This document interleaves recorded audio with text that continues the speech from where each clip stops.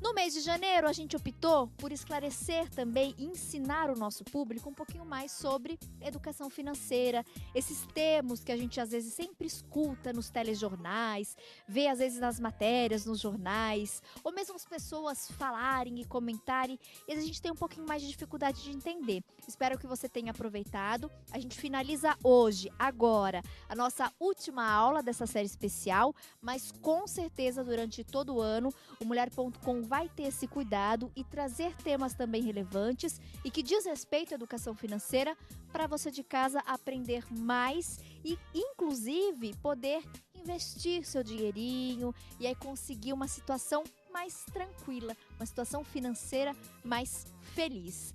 Hoje a gente vai falar um pouquinho sobre lucratividade, rentabilidade. Ai, Tati, será que é tudo igual? Não é? E a gente também vai falar sobre dívidas. Mais uma vez conosco, o professor Borô. Obrigada pela gentileza da presença e foi um prazer imenso tê-lo conosco durante todo esse mês, viu, professor? Bom, eu que agradeço. Falar de finanças, para mim é sempre um prazer. Dinheiro é aquilo que está no dia a dia das pessoas. As pessoas, obviamente, se preocupam muito com o dinheiro, mas elas não têm tempo de tentar entender um pouquinho melhor esse mundo da economia, esse mundo das finanças. Então, eu fiquei muito contente de trabalhar um pouquinho daquilo que a gente aprende, um pouquinho, né, de poder passar um pouquinho para o pessoal entender o que é esse negócio do dinheiro, o que é a economia, o que são os produtos financeiros. Eu estou muito contente, muito obrigado. E hoje vamos falar de um assunto um pouquinho mais complicado. Dívidas, professor. Muitas pessoas têm. Toda dívida é ruim? Essa é uma pergunta bastante interessante, né? Quando a gente fala em dívida, as pessoas normalmente se assustam, né? Ah, dívida é uma coisa muito ruim, eu estou completamente endividado. O que significa dívida? Dívida nada mais é do que você contrair algum bem, algum serviço e não fazer o pagamento de imediato. Você parcelar significa que você já está se endividando. Então, quando eu compro qualquer coisa parcelada, eu já estou endividado. Isso não significa que eu estou inadimplente. Então, são duas palavrinhas aí. A primeira é a dívida, é estar endividado, e a segunda é inadimplência, é estar inadimplente. Então, estar endividado nem sempre é ruim, e já já a gente vai comentar um pouquinho sobre isso. Agora, estar inadimplente, isso sim é perigoso, isso é um problema. Porque a inadimplência nada mais é do que o não pagamento da dívida que foi contraída. Hoje, nós temos uma média aqui no Brasil de 60% a 68% de pessoas endividadas, de acordo com alguns estudos que foram feitos. É muito grande esse número. Isso significa que, infelizmente, o brasileiro não tem a cultura do poupar, não tem a cultura de conhecer o mercado financeiro, não sabe investir, o brasileiro não olha no longo prazo, normalmente é sempre no curto prazo. Então, esse nosso bate-papo ele é muito interessante para que as pessoas comecem a refletir sobre o seu real papel, a importância que tem o dinheiro na vida delas e que elas possam começar a se planejar.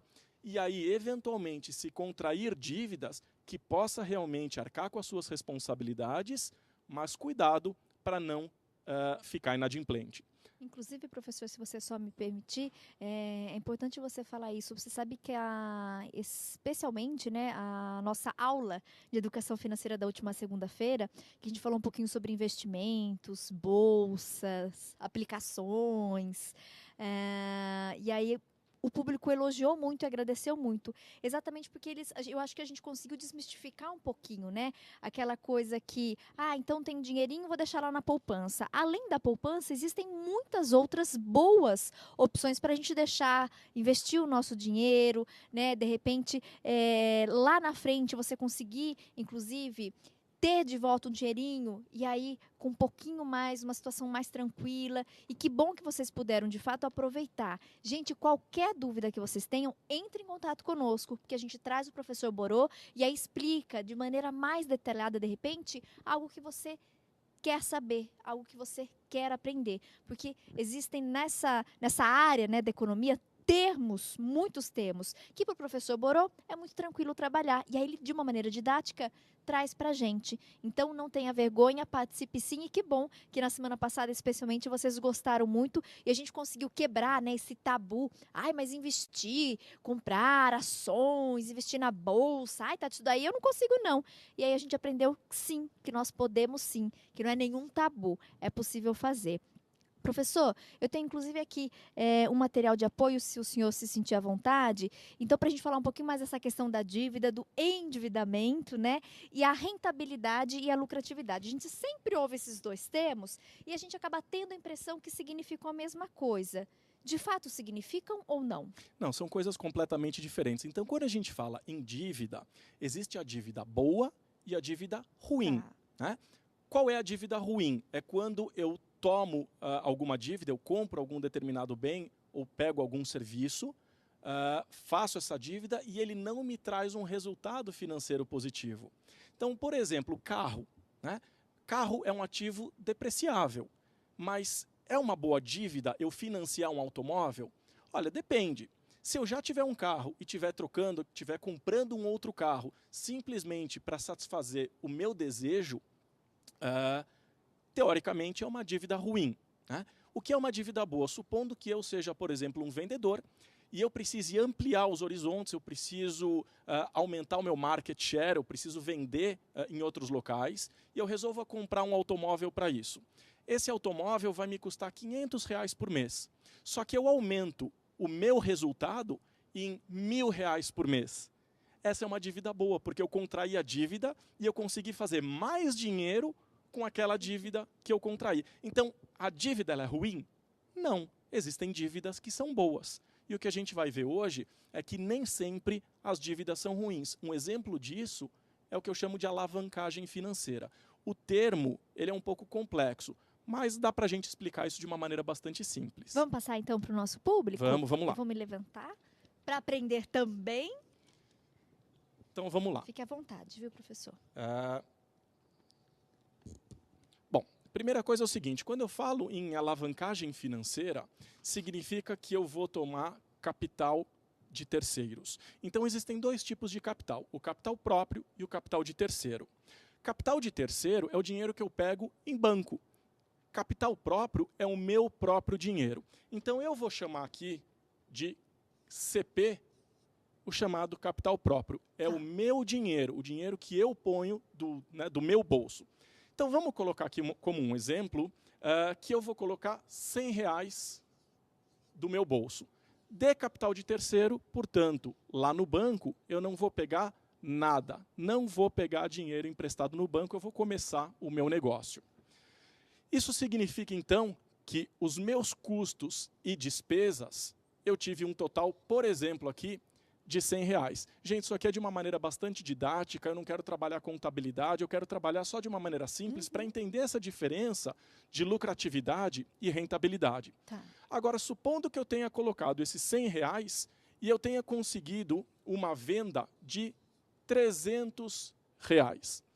Bom, se eu vendi R$300 e eu coloquei R$100 do bolso, eu posso dizer que o meu lucro antes dos juros e do imposto de renda deu um total de R$200. R$300, que é o que eu vendi, é o que eu recebi de dinheiro, menos os R$100 do meu bolso, me deu o lucro, que eu chamo aqui de LAGIR, lucro antes dos juros e imposto de renda. Bom, agora eu preciso pagar juro. Quanto é que eu peguei de dinheiro no banco? Nada. Eu não peguei de dinheiro no banco, então eu não pago nada de juro. Resultado, o meu lucro antes do imposto de renda continua sendo R$200. Bom, agora está na hora de pagar imposto de renda. Eu vou colocar aqui, por hipótese, que eu vou pagar imposto de renda o valor de 34% sobre o meu lucro antes do imposto de renda. Isso aqui vai dar um total de R$68. Resultado, se eu tenho um lucro antes do imposto de renda de 200 e pago R$68 de imposto, eu tenho um lucro líquido final de R$132. Bom, aqui é um exemplo que eu coloquei como se eu não tivesse tomado o capital de terceiro, como se eu não tivesse ido ao banco pegar dinheiro. Vamos ver como é que fica agora se eu pegar o dinheiro no banco. Eu tenho, né, vou pegar aqui, por exemplo, R$60 de capital próprio, ou seja, eu vou botar R$60 do meu bolso, portanto, a diferença de R$40 eu vou pegar no banco, vou pegar lá em capital de terceiro. Vendo os mesmos R$300, eu coloquei os mesmos R$100, eu tenho aqui R$200 de lucro antes dos juros, imposto de renda. Eu vou colocar aqui como exemplo 2% de taxa bancária, ou seja, o banco está me cobrando 2% para pegar esses R$40 ali no banco. Então, sobre os 60 eu não pago, mas sobre os 40 eu vou pagar. Então, eu vou calcular aqui o equivalente a 80 centavos de juro. Portanto, nesse momento, como eu tive que pagar juro, o meu lucro ele é menor. Então, eu tenho aqui um total de R$199,20. Eu reduzi o meu lucro em função do pagamento de juro sobre capital de terceiro. Bom, agora eu pago o imposto de renda. O imposto de renda ele vai ser sobre o valor do lucro antes do imposto de renda. Como nesse primeiro caso eu não paguei juro, o meu lucro antes do imposto de renda ele é maior do que se eu tivesse tomado o capital de terceiro. Então, primeira coisa importante, quando eu tomo capital de terceiro, eu reduzo a minha base tributável, portanto, eu pago menos imposto de renda. Aqui deu R$67,73, utilizando o mesmo percentual de 34%. Resultado, o lucro deu R$131,47. Então, se vocês observarem aqui, eu reduzi a minha lucratividade quando eu tomei o meu capital de terceiro. Quer dar uma paradinha e a gente segue depois? Vamos, pode ser, professor? Pode Gente, sim. vou fazer um intervalo rapidinho. Na sequência, a gente volta para explicar mais para vocês sobre educação financeira, rentabilidade, lucratividade, quando uma dívida é bacana e para esclarecer a sua dúvida. Se tem alguma perguntinha para fazer, aproveita, liga, passa para as meninas do call center e no próximo bloco a gente esclarece a sua pergunta ao vivo. Pode ligar, operadora 19 3871 9620, 3871 9620. Intervalo rápido, a gente volta em instantes.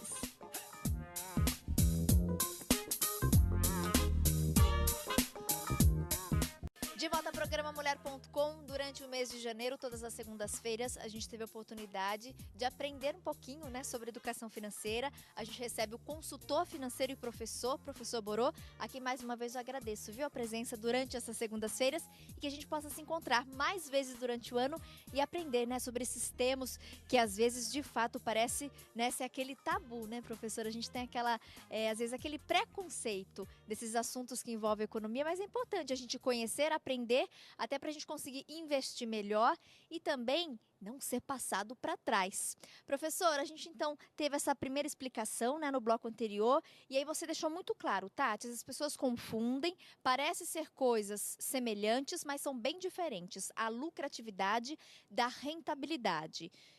Isso que você passou para a gente foi, então, um exemplo da questão do lucro. Isso, exatamente. Isso aqui não é uma DRE completa, demonstração de resultado de exercício, que normalmente a gente observa nos documentos contábeis, mas de uma forma bastante simplificada para que as pessoas que estejam em casa consigam entender o que significa se alavancar financeiramente.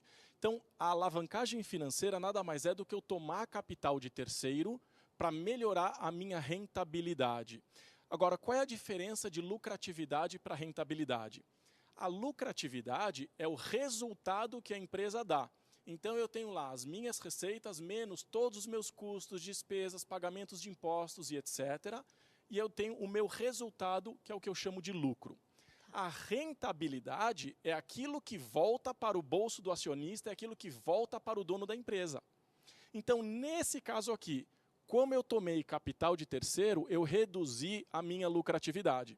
Agora, tem gente que deve estar se perguntando em casa, pô, peraí, mas aqui você pegou o seu dinheiro e nesse caso aqui você pegou o dinheiro do banco. Tem que devolver o dinheiro do banco. É verdade. Então, aqui eu vou colocar o meu lucro líquido, nesse caso, foi 132 e aqui 131,47. Vamos passar para a próxima página, onde eu tinha 132 de lucro e 131,47 aqui tomando capital de terceiro, aqui eu não estava tomando o capital de terceiro. Certo. Então eu tinha 132 de lucro e de dívida eu não tinha nada. Eu não preciso devolver dinheiro para ninguém. Aqui eu ainda preciso devolver R$ 40 para o banco. Resultado, o meu lucro apurado pegando o capital de terceiro foi de R$ 132, porque 132 mais nada, porque eu não preciso devolver o dinheiro para o banco, deu 132. Nesse caso, eu apurei 131,47 de lucro e eu preciso devolver R$ 40 para o banco. Portanto, o meu resultado foi R$ 91,47. E aí a gente se pergunta, qual foi o melhor resultado? Em termos de lucratividade, é óbvio que eu tenho um melhor resultado se eu não tomar capital de terceiro, se eu não pedir dinheiro ao banco. Mas agora vamos para a mágica do número e aquilo que de fato é importante para a gente. Porque o empresário, quando ele investe o dinheiro, ele quer retorno sobre esse dinheiro. Então vamos entender agora qual é o retorno dessa operação. 132 foi o resultado, mas eu coloquei R$ 100 no meu bolso. Portanto, eu tive de rentabilidade 32%. Nesse caso, eu tive de lucro 91,47, mas eu não pus R$ 100. Aqui eu só pus R$ 60. Portanto, o meu resultado é de 52,45% de rentabilidade. E inverteu. Embora eu tenha tido uma lucratividade menor, quando eu fiz uma alavancagem financeira, eu aumentei a minha rentabilidade. E aí vai a pergunta, o que é melhor para o investidor, o que é melhor para o empreendedor, para aquela pessoa que está fazendo um negócio? É olhar a lucratividade ou olhar a rentabilidade? É óbvio que o ideal é sempre olhar os dois, porque se eu não tiver lucro, eu não tenho retorno. Mas o ideal é que eu sempre veja a rentabilidade do negócio. Porque às vezes compensa, por exemplo, fazer um empréstimo, pegar um dinheiro agora do banco, porque lá na frente eu vou ter esse aumento. No bloco anterior, nós falamos de dívida, dívida boa, dívida ruim. A alavancagem financeira aqui foi uma dívida boa, porque eu contraí uma dívida de R$ 40 para aumentar a minha rentabilidade do negócio. Agora, tem uma coisa que é importante, e a gente vai voltar aqui um pouquinho para poder mostrar para as pessoas em casa. Tudo isso aqui, gente, foi possível porque eu tive uma venda maior do que os meus custos e despesas. Portanto, se eu não conseguir vender, quando eu tomei capital de terceiro emprestado, eu aumentei o meu risco. Porque se eu não conseguir vender, supondo que eu tenha zero aqui de venda, além dos R$ 100 do meu custo, eu ainda tenho que pagar juro e eu também tenho que devolver os R$ 40 lá na frente para o banco. E aí fica no negativo. E ficar no negativo. Resultado, fazer alavancagem financeira é bom, é uma dívida boa, eu trago um melhor retorno financeiro para o meu negócio, porém, eu aumento o meu risco. Nem tudo em finanças são mil maravilhas. Então, eu preciso equilibrar essa tomada de capital de terceiro e eu não quero hoje a gente prolongar um pouco nesse assunto, que aí eu vou entrar num negócio chamado custo médio ponderado de capital, avaliando sempre longo prazo. E aí eu preciso fazer a minha avaliação de empresa em curto prazo, e aí eu trabalho ciclo financeiro, ciclo econômico, ciclo operacional, para entender qual é a dinâmica do dia a dia da minha empresa, e aí sim eu falo de custo médio ponderado de capital, olhando para o longo prazo dentro de um planejamento financeiro. E aí, numa outra oportunidade, a gente pode também falar disso. Eu queria esclarecer uma dúvida. Uma artesã entrou em contato conosco, eu achei muito interessante. Ela pergunta o seguinte, professor, Tati, subir e descer o preço no momento certo, como saber? E ela comentou, início de ano sempre é período de promoção e liquidação. E aí fiquei na dúvida, devo fazer liquidação com as minhas peças do ateliê? E de fato, né, esse mês de janeiro é o mês típico, né, desses saldões que as lojas fazem. Como saber se a gente pode subir e descer preço, especialmente então para tantas artesãs que estão nos acompanhando, professor, e que muitas delas têm o seu ateliê, ou às vezes têm mesmo aquelas exposições que elas fazem naquelas feirinhas das cidades, e monta lá sua barraquinha e vende suas peças. Essa questão de subir e descer preço, tem alguma regrinha ou mesmo algum conselho que você possa dar? Olha, quando a gente fala em oferta e demanda, é importante a gente entender que a primeira coisa, a gente tem uma demanda elástica e uma demanda inelástica. Tá? A diferença, tem uma razão, uma conta para isso, mas isso depende muito de como funciona essa minha demanda. Tem muita gente que reduz o preço e as pessoas param de comprar. Eu perco o cliente. Por quê? porque a redução de preço ela pode mostrar para aquele comprador de que eventualmente aquelas peças não são boas, num ateliê, deve estar com problema, ou já não é mais uma peça da moda, então estão querendo liquidar. Agora é importante a pessoa entender a sazonalidade do negócio dela e se preparar antecipadamente. Então ela já sabe normalmente como é que funciona o ciclo anual das vendas. Se você sabe que normalmente você tem uma redução das vendas, portanto você aumenta o teu estoque nos meses de dezembro, janeiro e fevereiro, você evita comprar mais no final do ano, porque isso vai te custar caro. Estoque hoje é dinheiro, então eu evito comprar, eu evito estocar, eu evito gastar dinheiro, deixar o dinheiro parado, para que eu possa vender aquelas peças com tranquilidade que já estão hoje no meu estoque. Então eu não faço novos estoques. Eu mantenho as minhas peças ali e nem sempre você reduzir preço significa que de fato você vai conseguir vender.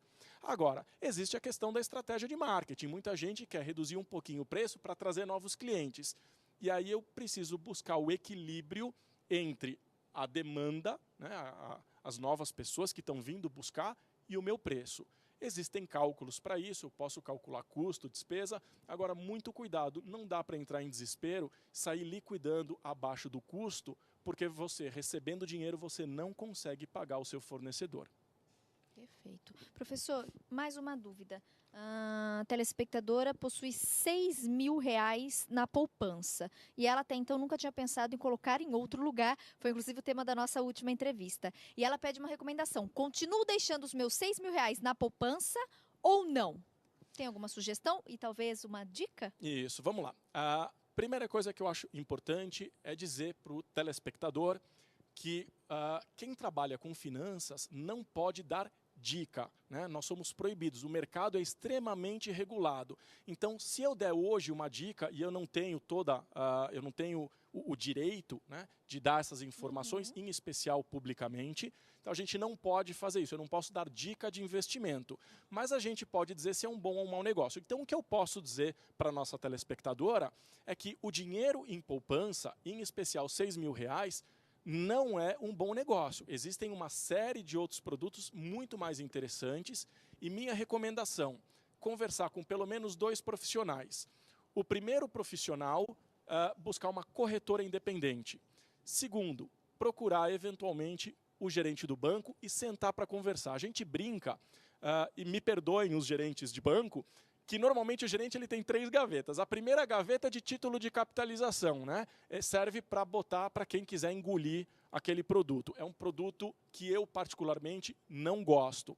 De novo, eu não estou dando dicas de investimento. Eu não estou dizendo não faça um título de capitalização, mas eu particularmente não gosto, eu acho que é perder dinheiro. Ele tem a poupança, enfim, as coisas que ele teoricamente precisa empurrar.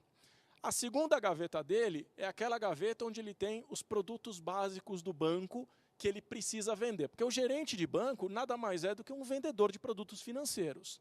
A terceira gaveta é aquela gaveta especial que ele só vai abrir se você sentar perto dele para conversar sobre quais são as suas reais necessidades. E aí você vai precisar abrir para ele o quanto você tem, o que você está fazendo, quais são as expectativas, qual é o prazo que você pretende deixar esse dinheiro, porque eles trabalham com prazo, e aí sim, eventualmente, ela pode ter outras opções. Recomendação: Tesouro Direto pode ser interessante para 6.000. Existem algumas LCIs, LCAs, aproveitando que ainda não está sendo taxado, então ainda pode ser uma boa opção, mas tem que sentar e conversar com o gerente do banco. Mais uma dúvida esclarecida. Obrigada, professor. Amei tê-lo aqui conosco esse mês.